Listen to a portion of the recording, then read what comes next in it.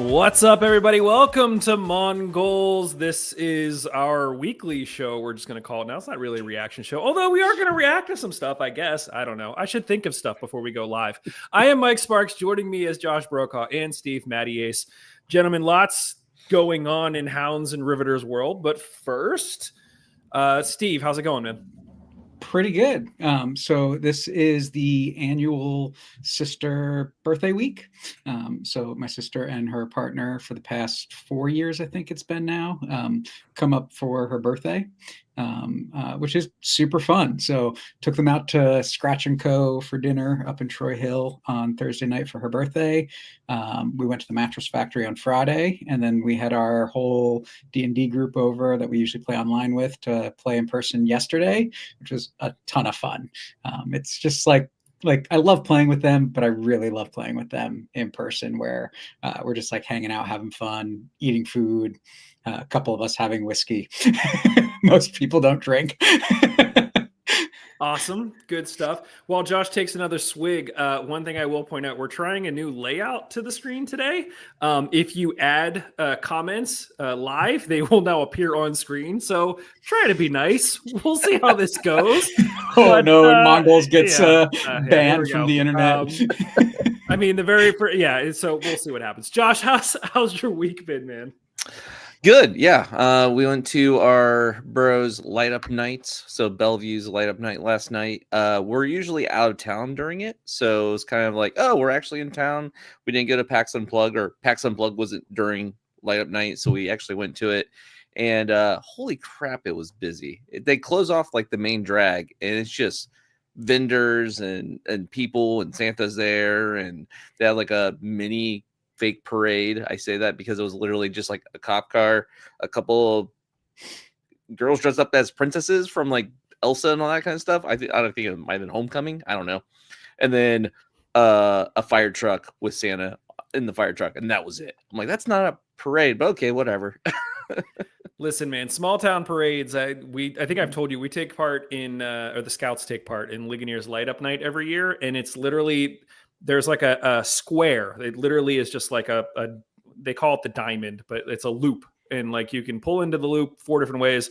But literally, the parade is a cop car, the football team, the Scouts, and I think there is a trolley that is from Idlewild. And you do 2 laps. There's a horse too. There's 2 laps. So after the first lap, you got to make sure you're not stepping in any horse crap on the second lap, and then you're out. And that's the small town parades, man. Nice. Yeah. So it was fun. All the businesses were packed, and it was cool to see a bunch of like smaller businesses getting like a crap ton of foot traffic that night, so it was good. Yeah, support local, man. We had our there was a special thing going on in Ligonier today, so my wife and I went and got a bunch of stocking stuffers, and there was people all over town, horse-drawn carriages again, like rolling through town in the middle of the day. So yeah, get out and shop in person where you can, because it's definitely an experience. So I want to make a joke about you living in the middle of nowhere, and that's why there's horse-drawn carriages, but I can't come up with anything really good. It's all a bit of a joke at this point, Steve. Let's be honest. Guys, a lot going on. First and foremost, the team did, in fact, have a celebration. We were theorizing, will the team have a parade? Will they just show up at the Penguin game, like Josh, you mentioned? They had a celebration. They literally closed down a block of Grant Street. Both Liz and Kaz were there. We've got pictures that we're putting up on screen now. It seemed really well attended. I thought maybe we could theorize what guys would still be around based on who showed up to the thing, but we're going to get into that a little bit more. But I guess, Josh, just your thoughts on the celebration that the town decided to have for the Hounds and how it all went down. Yeah, pleasantly surprised. Not so much at what they did. I thought what they did was fine. Like it was better than nothing. And I think it was probably for like how short a time in the time of year it is and all that stuff going on, it kind of makes sense. Like, I don't think they could do a full-on parade within like a week's notice right before Thanksgiving or like between Thanksgiving and Christmas and all this stuff. So the the logistics of it, I think, were good. But what really surprised me was how many people actually showed up. It looked well attended. It didn't look like a ghost town. That was my biggest fear. I'm like, they're gonna do this middle of the day on a Thursday or a Wednesday, whatever, during lunch hour for downtown. It's gonna be like 10 people, and mostly it's gonna be staff. That was my fear. I was just like, so did not want that to happen, and it was great to see so many people show up.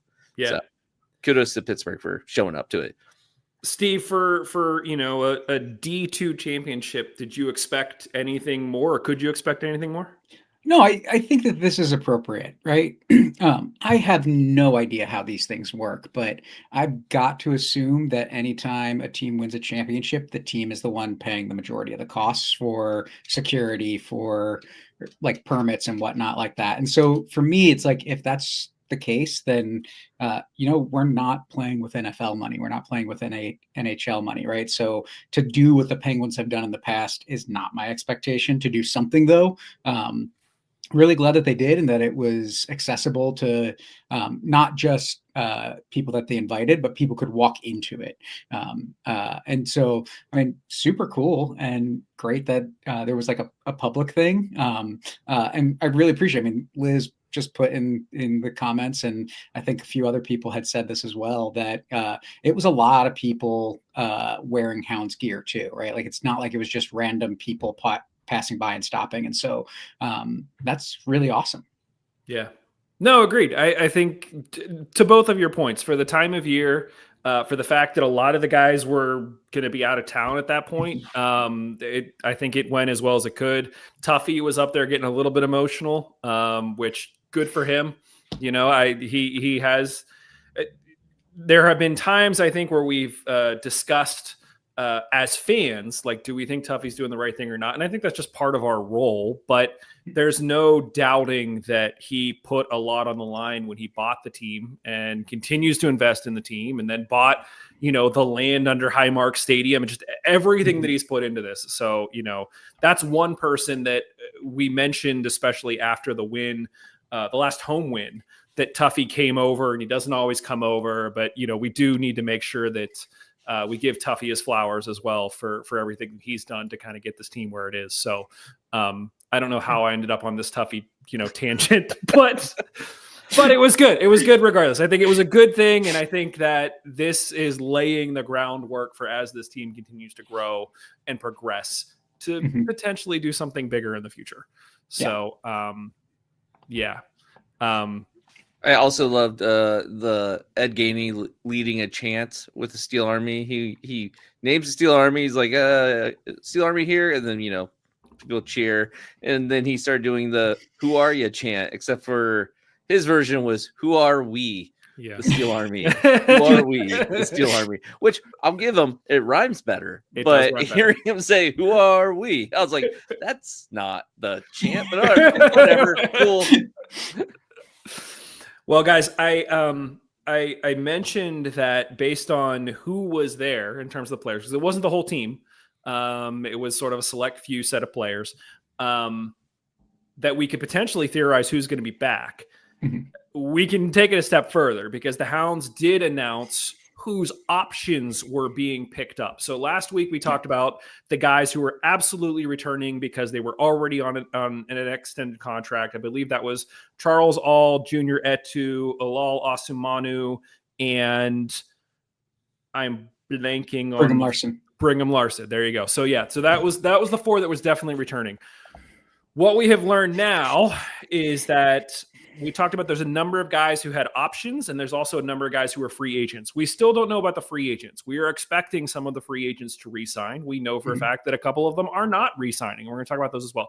But long story short, whose options did we pick up? Well, let's talk about it. So currently we have 0 keepers. So we went from 3 keepers to no keepers, and we'll get more into that in a second. On defense, we kept Barnes. We have Asumano under contract. We decided to keep Vactor, and we decided to keep Beto Idrak. So let's just start with the defense. Steve, those 4 feel like a good starting point. I mean, what would you, in terms of what you think is lacking from that, what do you think that we need to add to that? For me, I think the thing that you want to add to that is a everyday player that has experience in the league and leadership qualities, right? I think that's where Joe Farrell was a good signing for the year that we had him. Was he brought some stability, even if he wasn't the guy that was on the line every game. He brought that to the defensive line and taught some of those other guys. Hogan did that. Suber did that this year, right? And so those types of players, I think that they don't need to be the best defensive player or the guy that's there in the game every week, but somebody that has the experience can help these guys that have some experience but are younger and less experienced really weather some of those storms over time. I think is really important for me. Josh, the only defensive player that did not have their option picked up, we'll talk about free agents in a second, was Max Broughton. How do you feel about the decision to bring back Barnes, Vactor, Edrak? Pretty good, actually. I like what we kept with defense. There's obviously a couple of names missing here that we'll talk about a little bit later that we know aren't coming back. That bums me out a lot. But as far as options picked up, I do think this is good. Like, they picked up the options. I feel like a lot of people are probably wondering about Vactor, but like he's been injured most of the season. Like, not most, but in part of the season. So when he was healthy, he was fantastic. So I think that is a good pickup. But yeah, overall, Beto, great. Asamanu has been coming off the bench, good. Barnes really showed up at the end of the season, and he was great. So I'm not mad about the defense at all. Yeah, agreed. I think Edrak, for me specifically, was one that we kind of identified early on, and I could see him continue to progress and grow in a way that we saw Suber last year. So I'm definitely excited about him sticking around for sure. Moving on to the midfield, guys, really only one option was picked up. There were only two options that were possible. We had a whole lot of free agents in the midfield that we talked about. We could have kept, in addition to All and Etu, we could have kept Garcia and we could have kept Borghi. We decided not to keep Borghi, but we kept Garcia. Steve, we talked a little bit about Garcia last week. What are your thoughts on bringing him back for another year? I mean, I don't have a strong opinion one way or the other, right? Like, I think he's young enough and has some talent that can contribute to the team going forward. If he ends up playing off the bench or as a depth piece filling into the 18 when somebody else is injured again, I'm fine with that. He's cheap and has a role to play, I think. It's a position where there were no players that I'd be sad to see not get their options picked up. And of the two, if you're picking up one, I think Garcia is the better option. So, yeah, agreed. And then moving on to forward, Josh, we decided to keep no one. We had Brigham Larson under contract. We decided to not pick up the option of Boone, Jacqueson, or Williams. Your thoughts? Yeah, I feel like a lot of people are kind of upset by this decision. They were expecting us to pick up at least, the Hounds to pick up at least Jackson or Augie. Like, one of those two would be staying. I think this is fine. In fact, funnily enough, the one that surprised me the most was not picking Chase Boone back up. The only reason is because I thought Chase Boone, he was good off the bench and he was probably cheap. And so like having him wasn't a big deal. It wasn't a big lift for the team, but for the money that they spent for Augie, I think it's obvious that he did not perform as much as we needed him to this season. I'm not saying he had a terrible season, but he wasn't great for us. And like in a situation where we talked about our offense being a huge issue all through the whole season, if that's the case, then why pick back up the contracts for the forwards that we had? Jacqueson sucks because we know he can be good. We saw what he was last season before, and the fact that he didn't really perform this season kind of just sealed the deal, I feel like. So I'm not surprised by Jackson or Augie not coming back. So yeah. Guys, let's talk just for a second. I know that we have been big proponents of extended contracts. So we saw this offseason was really the first time that the Hounds have done a kind of 2+1 option as opposed to a 1+1 option. This is a case where, guys like Etu, and this is really the first season that we've gone into the offseason for the most part, knowing who is going to come back because they have a contract already before the option is picked up. Steve, just your take on, are you still a big proponent of a 2+1 option? Because this could have been a case where maybe we were stuck with Augie Williams after a season like he had, and would that be okay? Or just your thoughts on 2+1 at this point?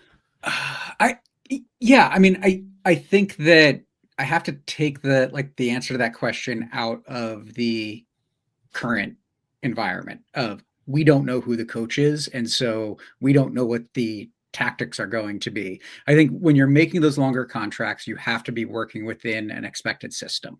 And so with Usamanu, All, and Etu and Larson, right? Like you're picking up the talent with those guys, expecting them to work within the current system, and knowing that there's potential for a coaching change this offseason just because Lily was out of contract, right? And so the team making those decisions signals that we think these guys can play in a variety of systems.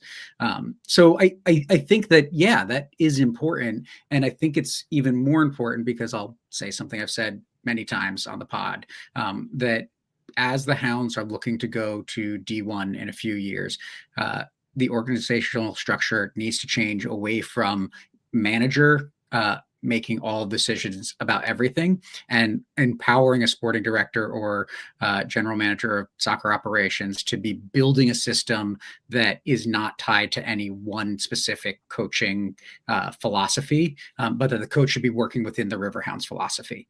And I think that as the organization continues to grow from the academy to U23's USL 2 team that will be playing at some point or whatever level that is, looking at the Riveter side of things, building on the Riverhounds philosophy, I think is an important step for the future. And so those longer contracts can help you do that better.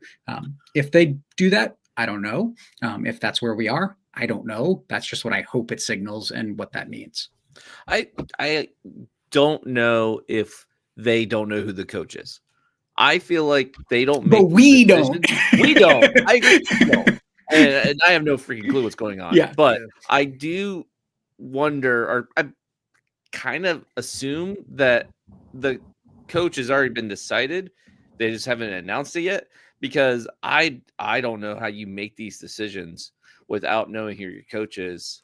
And I'm hoping that they know who he is, who they are, because it would suck to make all these decisions and pick up these players and not like have the person who's actually going to be coaching and crafting the strategy here making or helping with those decisions. So I hope that they know who it is and they were involved in these decisions.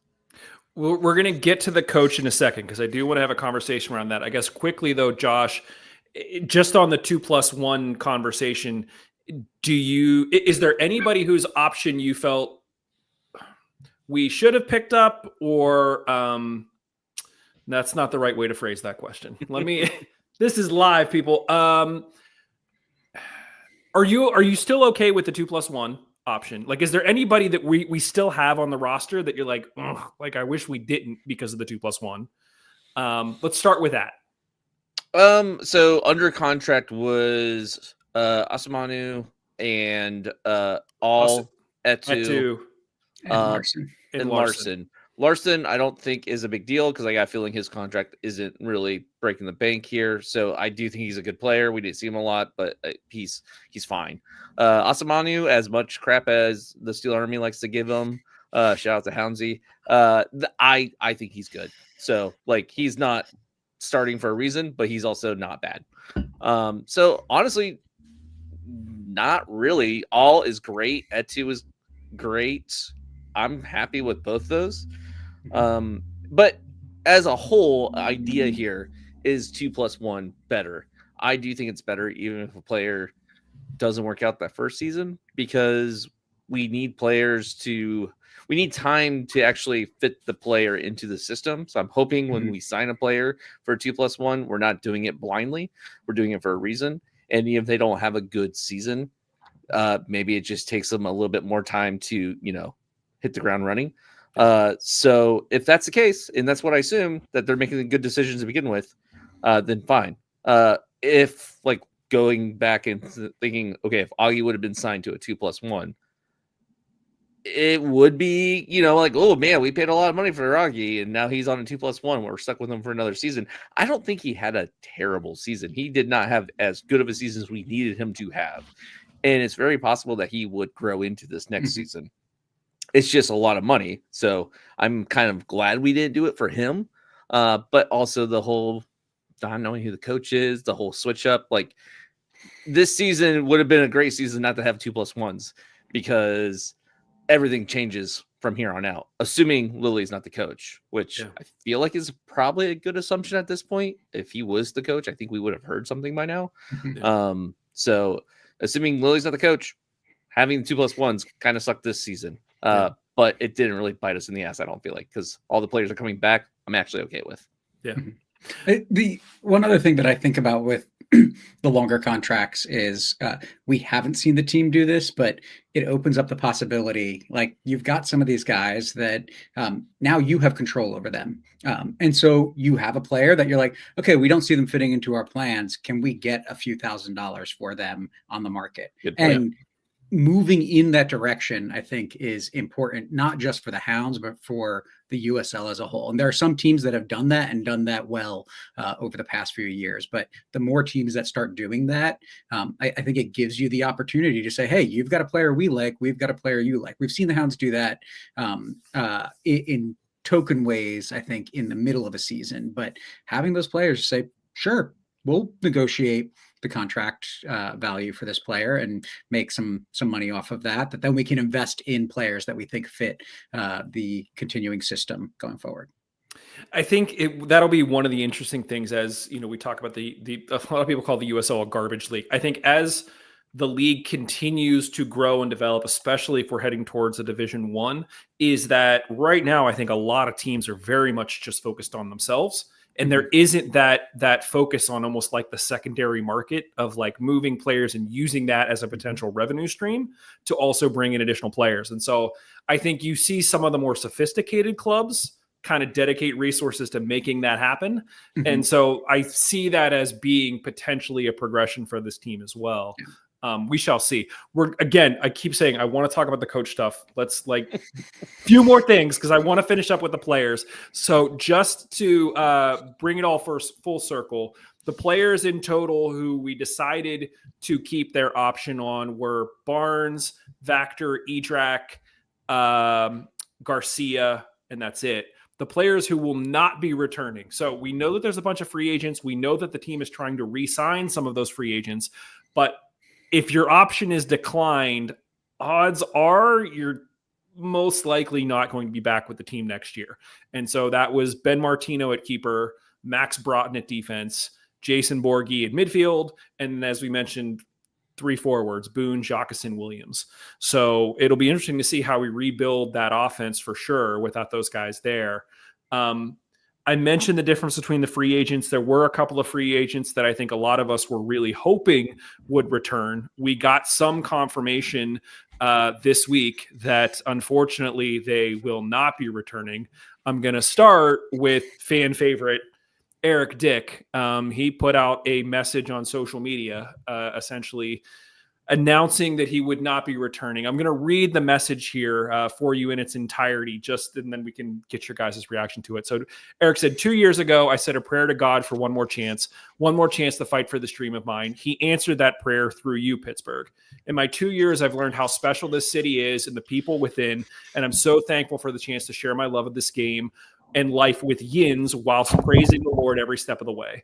Thank you to the front office and coaching staff for giving me an opportunity and their trust. Thank you to John Bush for 2 years of coaching, guidance, and work behind the scenes to always push me to be the best I can be.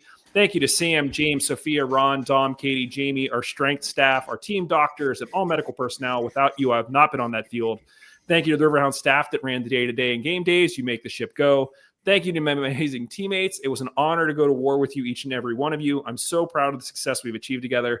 Thank you to the city of Pittsburgh, to our amazing fans, and to the Steel Army. You are simply one of one. Your passion and dedication to the sport, to our team, and to the goal of making the Riverhounds a must-go-to destination for players and fans is second to none. I felt so loved by you all. It's with a heavy heart that I must now say goodbye to Yins, a family I've come to love so much these past 2 years. It's not an easy decision, but it is one I believe to be the best for my life overall moving forward. I promise you I gave my all, and I am and always will be so proud to be a Pittsburgh Riverhound and part of the team that brought the first championship to Highmark Stadium. Much love to you all. Thank you for an unforgettable 2 years. Josh, your take on all of that. Oh man, it's heartbreaking. One, Dick is just a fantastic guy. He is so cool, and I am bummed beyond belief. He also reached out to the Steel Army, like in direct messages to our social media accounts to kind of like craft a specific message for the Steel Army as well. So we released that after the announcement was made. And oh man, it was also just heartbreaking. And this is like probably one of the most like fan favorite players leaving that like I don't think I could ever chant against Dick. Like we're having this conversation with the Steel Army, like in the Discord. It's like, what do we do when he comes back to Highmark Stadium on a different team? I'm like, I can't do it. I'm just gonna be like, yeah, don't do good, please. And that's about it. Yeah. Steve, your reaction. We love you. We love you. We love you. We're going to score on you. We're going to score on you. Yeah. We're going to score on you. Don't make a save. Don't make a save. Don't make a save. Oh, I'm Something sure like there's that, other right? Steel Army members that are going to have no problem. And Oh, there will be. But that's where I'm at. I'm not one of them. Yeah, exactly. I mean, I can tell you personally from talking to him a couple different times, just purely stand-up guy. Yeah. I think that, we helped. He literally, with his sister this past winter, just collected used clothing and was just driving around to people on the street and just handing stuff out in Indy in his hometown. And so we actually did a little thing where it was a GoFundMe or something where we raised some money and kicked it his way as well to help with that effort. Just truly, truly a stand-up individual. He will definitely be missed. Josh, to your point, we were talking in our Slack channel. I kind of feel like Dick he's kind of the first player in recent memory, the first Riverhounds player that kind of transcended the game in a way that I know I wasn't expecting. I think part of it had to do with his last name, but you saw all over social media, people posting videos of fans chanting, "We love Dick." And it wasn't just the Steel Army. It was everybody. Mm-hmm. And I think that, there were videos out there that were like, look at this guy. He looks like he's from Blawnox. Like he, even though he wasn't from here, people kind of adopted him in a way. And I think that his persona and his like aura kind of had the ability to break down. I'm really disappointed he's not going to be here next year because I felt like it really could have taken it to another level almost, even beyond, obviously the play on the field and just him being a great person. So definitely sad to see him go. Yeah.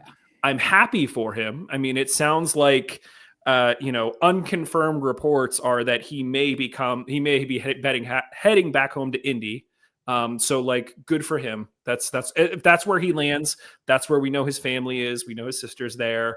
And it also sounded like at this point in his career, he just wants to take a little bit more care of his body on a day-to-day basis, and practicing on grass would afford him that opportunity. So, Steve, any kind of final thoughts on Dick? No, I mean, to your point about him kind of transcending, I think a lot of that has to do with the personality, that there was something about him that was uniquely Pittsburgh in the way he carried himself. Yeah, I mean, he was really friendly, right? Like, I mean, one of the most open players, I think, I mean, I talked about it. I think it was the 4th of July game, which was sold out crowd. And it was funny because it was along the 18-yard box, but there was a line from one sideline to the other. And he was there when the fireworks starting to go off. The stadium is dark. He's still signing autographs for the kids. That aspect of it, I think that he was just like, everybody else is gone and he's there. Still interacting with the fans, but also the grittiness that he demonstrated on the field, I think is the type of thing that we love to see in Pittsburgh.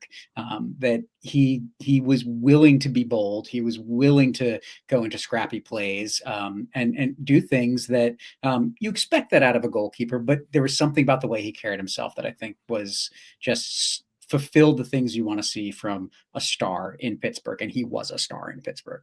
Yeah. It's really interesting because like this isn't the case for most Pittsburgh, most Riverhounds keepers, where we've talked about in the past the Lily system, the way that the team plays.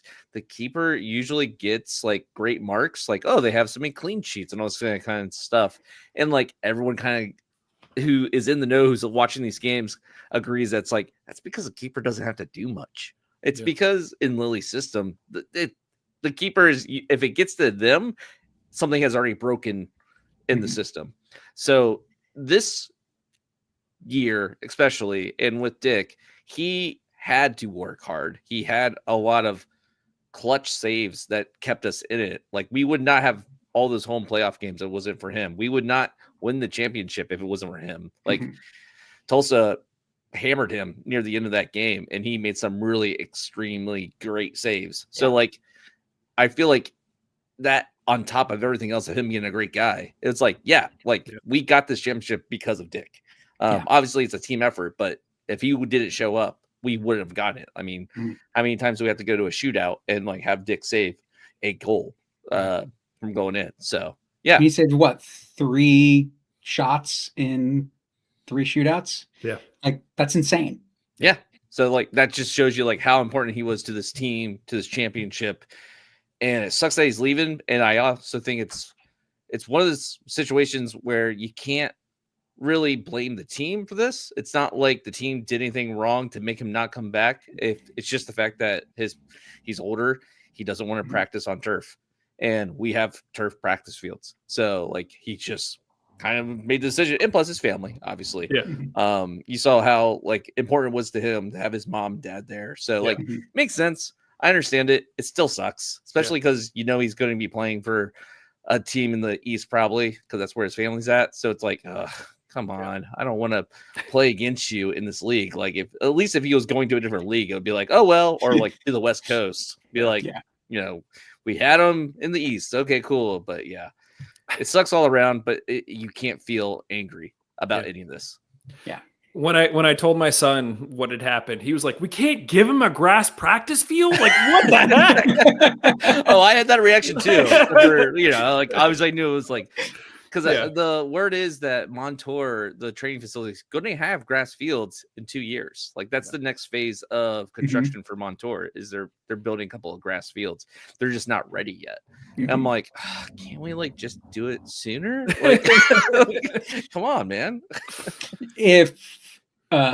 If we get together, do you think we can convince him to come back? Like, Mike, you bring the boys up and we'll like cut out the turf, put down dirt, and just in the 18-yard box. Right. There might be waterworks all over Scouts the place. project, We actually tried the 2. Yeah. Yeah. Right. So from one bit of bad news to another, guys, we did hear that one other player that I know was up for debate last week is also not going to be returning. He also put out a comment on Instagram. Sean Suber said, "Pittsburgh, I want to thank you for the last 2 years. I've grown in ways that I didn't expect on and off the field. You guys welcome me with open arms, and I will forever be grateful to the club, fans, in the city.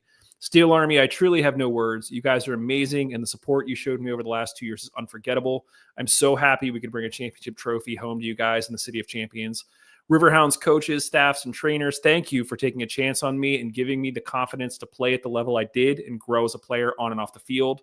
To all my teammates, you guys already know what it is. We are bonded together forever now, and I love you so much and can't wait to follow everyone in the future and see you all do big things. Once again, thank you forever." So Sean Suber also not returning. This one I am just as sad about, but I think I have different feelings for different reasons. Steve, I'll start with you on this one. Thoughts on Suber not coming back? Joe Greenspan, Arturo Ordonez, better technical defenders than Sean Suber, but not by much. Sean Suber, the better defender, though, for me.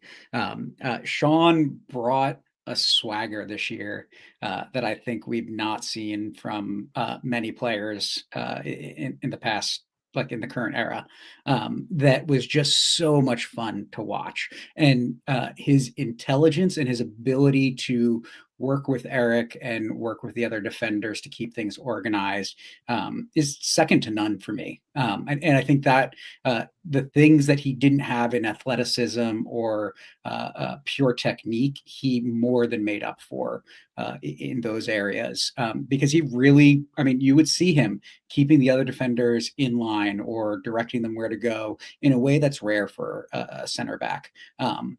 But then also, I mean, when he would be going forward, like you could see, like he was having fun, and he's got a little chip on his shoulder in a way that is fun.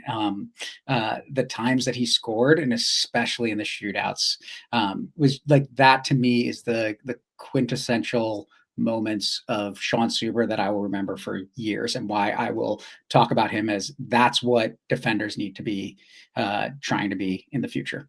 Yeah. Josh, thoughts on Suber? So my thoughts on Suber really depends on where he ends up, what's going on with him. If he ends up playing for an East Coast team in the USL, upset that like he is a great defender. He really shined this season, especially towards the end of it. So like I think we should have kept him if we could have. If it turns out he's going to MLS, like this is different because like with Dick, he's like 31 years old. He's not going to go up into MLS at this point. He's worried about his, longevity as a player. So he's worried about his, body taking a beating on turf. I get it. Suber, he's 24 years old. And this is like the he's peaking as a player probably as far as age and skill. So I honestly do think he is good enough that he could be looking at contracts with MLS or like at least getting there with them. So I hope that's what's happening. I hope that we find out that he's going to, bigger and better things. And I get it. But if, in a week we find out he's going to Detroit or something, don't speak that evil. I'm just saying, like that's what I'm worried about. They're gonna be like, and Louisville signs Suber. Like if that's what's happening, I'm gonna be much more upset by this loss than I am right now. Right now, it's sad. I'm not angry. Listen, Ordonez just signed for Lexington, so Louisville are looking for a defender. No, they're not. Because Arturo lost a spot to a rookie that looks really good. That's true. My thoughts on Suber in terms of just personality, I think about him similarly to Dick. Great person, talked to him multiple times. It's going to be a loss in terms of the team dynamic. Mm-hmm. From a professional point, Josh, you mentioned he's 24 years old. He's in his peak. He literally was named to the first team All USL. He literally just won the USL championship, and now you're up for a new contract. Like, this is his chance to get a payday, whether it's in MLS, whether it's in USL. The thing is that we as fans grow really attached to these players, and we're like, but you should stay with us no matter what. Like, these are people that need to make a living as well. And we kind of went through this with Dikwa a few years ago, where it's like, you can't say no to the kind of money that Rhode Island was willing to throw at him. And based on everything that Suber had going for him after this season, from a professional standpoint, I cannot hold it against him that he wants to go test the market. If we weren't willing to throw even if we were willing to throw big numbers, like you got to imagine there's going to be some team like Rhode Island that's coming into the league or is trying to make a mark. And what better way from a marketing standpoint to say, we just brought in an all USL defender who just won the championship. Like, that's going to sell tickets. And so they're going to spend extra money on them. So, and this is where, like, back to your previous question about the contracts, we want to see more longer-term contracts, but with players like Eric Dick, like Sean Suber, you have the option to offer them a new contract rather than picking up their option. He said, we're going to pick up your option, but we'd rather sign you long term. And I think Suber and Dick were two players that last year you could have seen were going to be really important to this season. And if you had locked them down to even another 1+1, spend a little bit more money than what you would have spent on the option, but to then have the option a year later. There are many ways you can build your roster over time. And so those are things I want to keep seeing. I don't want every 2 years to be saying goodbye to a great goalkeeper and a great defender. This is 2 years in a row that we lost defender of the year, or skip 2 years, but right, two defenders in a row, right? Like Ordonez was defender of the year. Suber was a finalist for defender of the year. We're finding these players, but we're not keeping them. And there's more ways that you can do that than waiting until the contract expires and allowing them to go to free agency. Yeah. And to your point, I mean, I don't know how common this is, especially in USL. I don't think it is. You see it all the time in Europe. If somebody's having a good season and you know that their contract's going to be up or that you're going to have an option, you can sign them to a new contract mid-season and have it kind of be preemptive. And so this is a case where it sounds like, obviously, with everything going on with Bob, there was a lot of murky waters where a lot of the guys just didn't know what was going to be happening this offseason. And some of the guys may have been approached, during the season and start to consider their future before we even got into the playoffs. And so they had to make some decisions based on what they knew. But, and that's why I said over the summer, Bob needed to be gone then, right? Like, you had the opportunity, you chose not to exercise that opportunity and build for the future.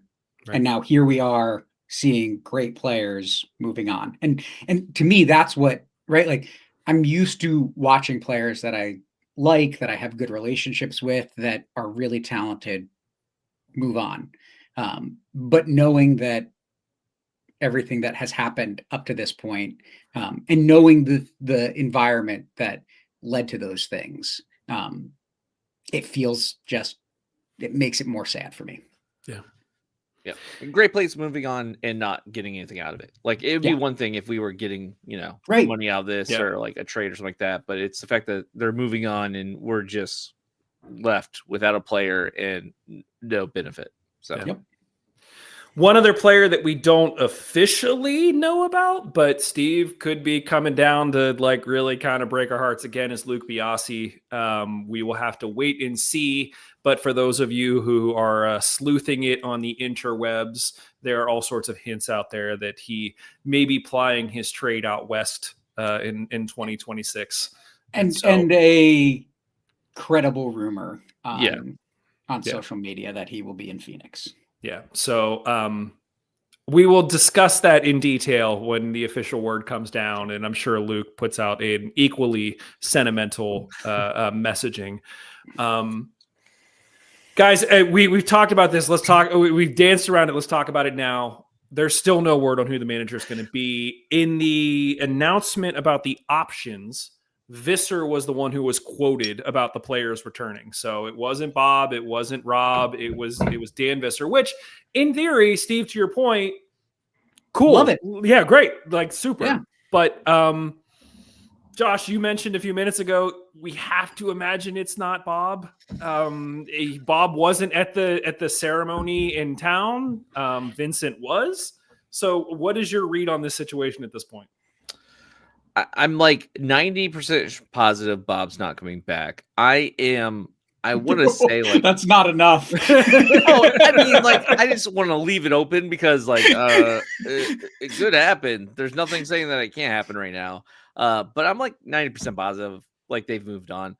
I'm still unsure if what's giving me pause about Vincent coming on as the coach officially is Vincent seemed pretty positive at, right when he took over, that like he didn't really think they would probably consider him as a head coach material.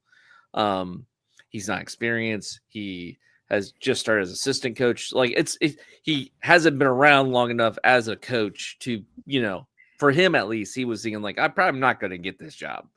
That was way before he won the championship. And all that. So like, I think he can. I think they should let him ride and see what happens. I also think it's this weird in between time where we have the stadium expansion happening, we have the push for USL Premier happening.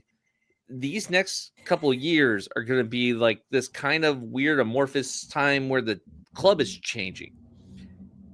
I honestly think if they can get away with getting Rob Vincent as the coach and him trying it out, see what it's like, and see how good he does, this is probably the best time to do it because they're going to be wanting to spend that money somewhere else with expansion and all that kind of stuff. So I just don't think there's really a huge negative. I guess you could say if we bomb out next season, is that going to put a damper on expansion? But like, we just won the championship. There's a lot of goodwill right now. We get away with, I think, at least a season or two of like maybe not the greatest results right on that high. It's a good time to put that money into the expansion. So why not? Instead of paying for some, well-known big name coach. If you're going to bring in a coach that no one's ever heard of, why are we even doing it? Like at that point, it's like we should have just kept with Rob. So like if they're not signing a big name, what's the big deal? Yeah. Steve, your thoughts? I mean, it's got to be Rob for me because of everything that Josh is saying, but also because like you got to give him the chance. Then I think after turning things around, the environment that was so obvious to anyone that was in the stadium. In terms of the interaction between the players and each other, the players and the coaching staff, even the players and the fans, right? Like that was never a bad thing, but it was muted in a lot of ways, right? Like they were, what was affecting them was affecting their relationships with the fans, and that went away during that indie game, and that's because they were having fun with Rob. And we talked about it a couple weeks ago. We showed the video of Alal giving the trophy to Rob. And Rob and I had a conversation about that. And he was like, it was weird, but like, I mean, it's their thing to celebrate, but like they wanted me there. Right. Like that was his sentiment. And that I think is so important, that winning the conference championship at home in front of the fans, the players wanting Rob to be a part of that celebration, is just something that speaks volumes. And so I have questions. Can Rob build a team that can be competitive and make the playoffs with only 8 signed players? I don't know the answer to that. I don't think anybody knows the answer to that. But I think if you are Tuffy, you have to take the risk and give him the chance to do that, because Josh is right? Like in 2 years, we've got the opportunity to say this didn't work, and we talked about this, I think last week, right? Like we're going to look for a coach that has the pedigree at this level and can win at this level. But you don't know what you don't know about Rob. So let's find out. And who knows, maybe he'll be a great D1 coach in 5 years for the Riverhounds. Let's give him the chance. Yeah. Everything you guys said, I agree with. I think it should be Rob. I think we mentioned this a little bit last week. I think the people in the room that are going to be making that decision is the Dan Vissers, the Jeff Tuffy, probably Rob himself. Scott Gibson would probably be involved in that conversation as well. It's the same people who were involved when Scott was named the coach of the Riveters. That's who those guys are. And I can't imagine outside of most of these guys, all of their experiences within the Hounds organization. I think when Bob was brought in, now whether or not this is true or not, when Bob was brought in, Dave Brandt was still the coach. And they changed the rules about coaching licenses. And Tuffy actually said Dave Brandt mentioned that Bob was looking for a job. And that was the connection between Tuffy and Bob. So in this case, like, I would kind of look around that room and say, okay, who's providing an alternative? The only one I could think of would be Jeff. And I can't imagine Jeff being like, Rob's not the guy. Like, that's not Jeff. So like, I have to imagine that he's at least part of the conversation. I think the sticking point might just be the timing of the announcement. It might be giving Rob time to decide. I don't know what else he would do, what his other options were. We kind of hinted when I talked to him this offseason about like, would he be interested in taking over the Riveters if they were a Super League team or something like that? And he was just fully focused on the guys, which is what you would expect him to say. So I agree. I think anybody else at this point is a bit of a risk, and Rob is not. And to both of your points, in a period where the next few years there's going to be a lot of volatility around this team, and in the league, go with something that's a bit of a known more than a complete unknown, and just kind of see what had happened. You have all the goodwill. You just won the championship. So if we don't do anything next year, you could always fall back on, he just won us a championship. Like, how is that a bad decision? And then, and I think the fans would be supportive of that. So we're going to keep having this conversation until the coach is announced. I hope it happens soon because, look, you look around the league, other players are being signed. A lot of our free agents are free agents. They could be signing elsewhere. And I'm sure that a big question mark in their mind is, who is the coach of the Riverhounds in 2026? And so we got to make a decision. Josh, to your point, the decision may have already been made and they just haven't announced it. But if not, that the clock's ticking, Vis. Like, and I know you know that too. But yeah, I do think also, like, the only thing I could see happening that would be a surprise to me right now, but like that could explain this, is if they're hiring a coach that they plan on keeping through Premier. Like, if it's like, a forward-thinking hiring and being like, hey, this is the coach that we're going to have a couple of years that they can build the squad, build the system, get the infrastructure built around what we need for a Premier League team. And that I kind of would get if they decide not to go with Vincent, because obviously, like, even at, tier 2, pyramid division 2, Vincent is a risk. At Division 1, it's even more so. And so, like, if they're looking for the future and they're looking to have someone in place who's going to carry us through to the Premier League, then I can see them making a big splash with an announcement and like a name that I don't even know who would be the big splash, but there's has to be some out there that would be on that caliber. But I don't see that happening, like, especially with it being so shaky right now as far as like getting the expansion done, getting the actual Premier League, contract and all that kind of stuff. So I want to push back on a couple things you said there, Josh, that I think many fans have doubts about USL Division 1 competing with MLS. But let's put that, like, those doubts aside, right? Like USL has stated they are doing this to be a competitive D1 alternative. And if you are trying to be a competitive D1 alternative, you need to be building soccer teams that have the structure that are not tied to the personality of a coach. That what team in MLS has a coach that is making all of the decisions by themselves without a sporting director or general manager overseeing those things and working with them and driving things forward and replacing them with someone that can fill into that system when that person either leaves or gets fired for whatever reason.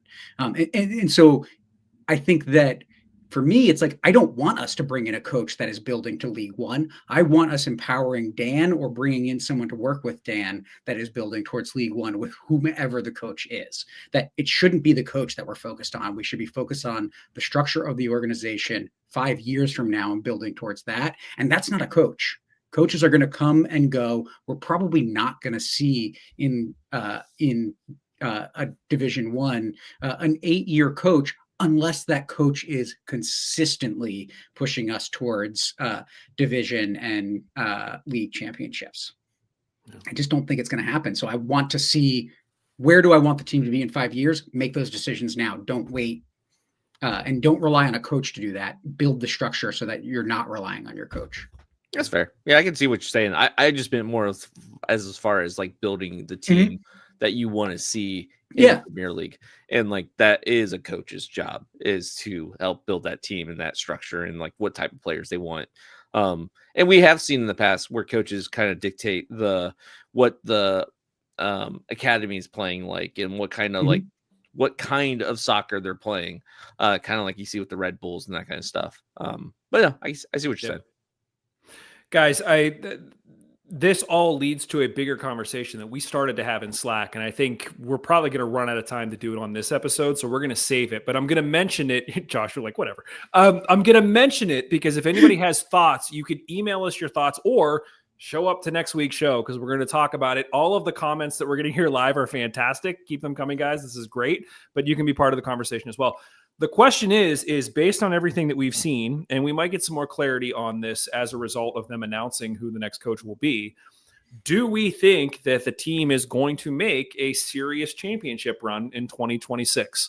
So think about everything we just said about, stadium expansion, thinking about the coach, thinking about the Premier League.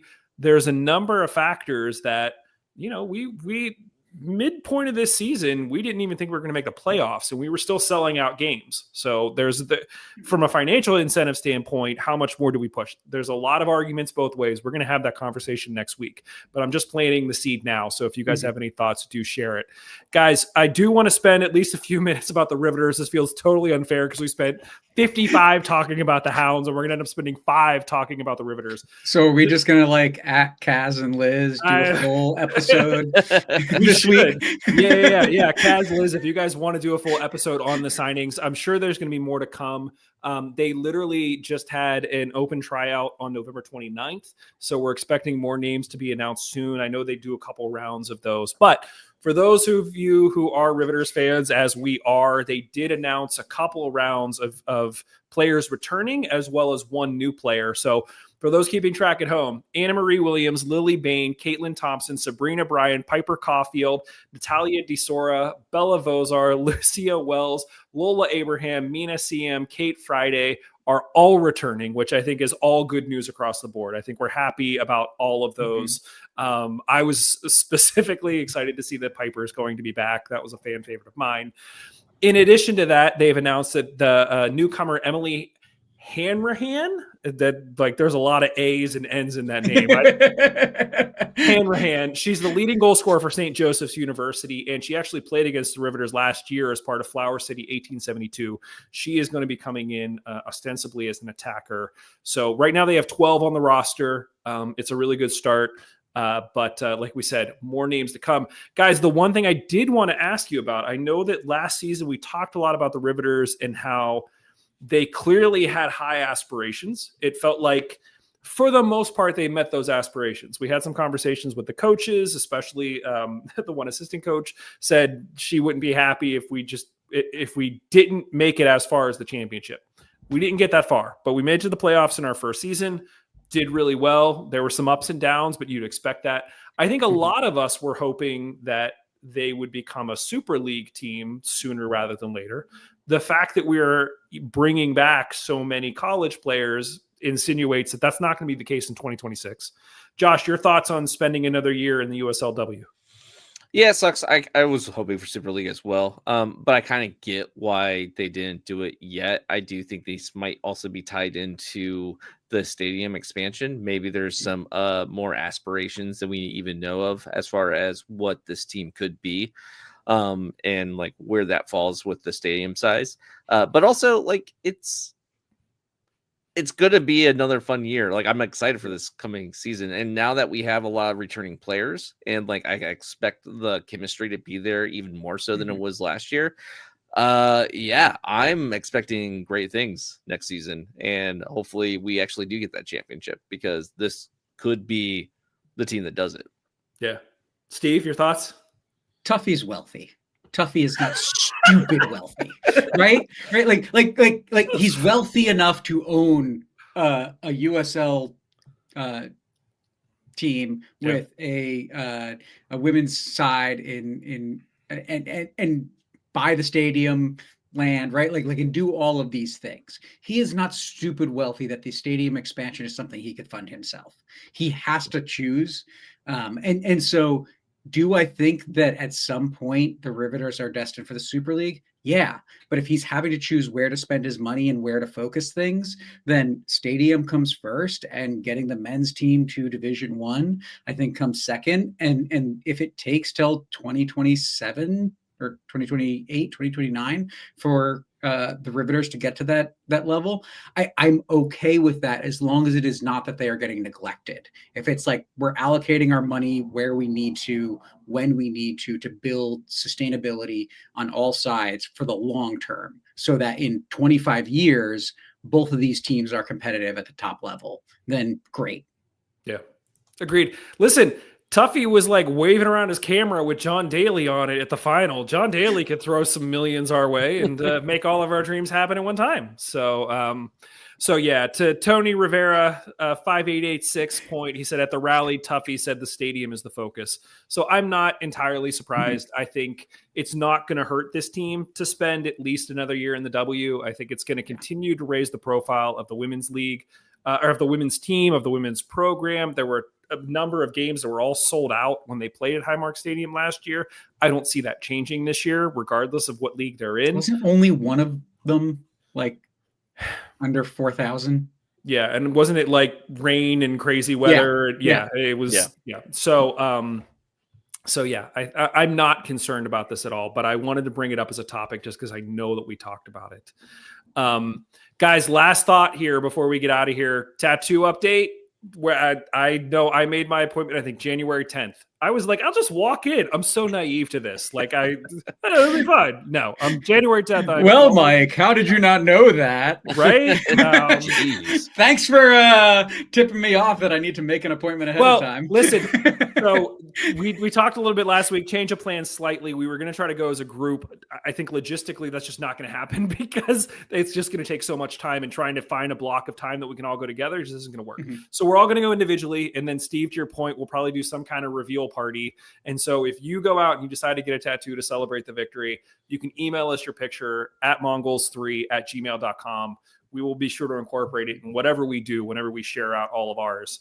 But I'm going to be going here in Ligonier. I figured, again, keeping with the like stay local mentality, found a place in Ligonier. I'm going to go on January 10th. Steve, you settled on a design. You don't have to tell anybody. Did you finalize where it's going to be? Is it going to be? No, no. Okay. So like with my sister here, so her partner is an illustrator, like high end like theater and film costume illustrator. Oh, dang. So like they designed the illustrations for the Othello Broadway show with Denzel Washington and sweet Jake Gyllenhaal, right? Like fantastic artist. Actually, I will talk about it because so everybody has probably met Rory jumping on my lap at some point or another.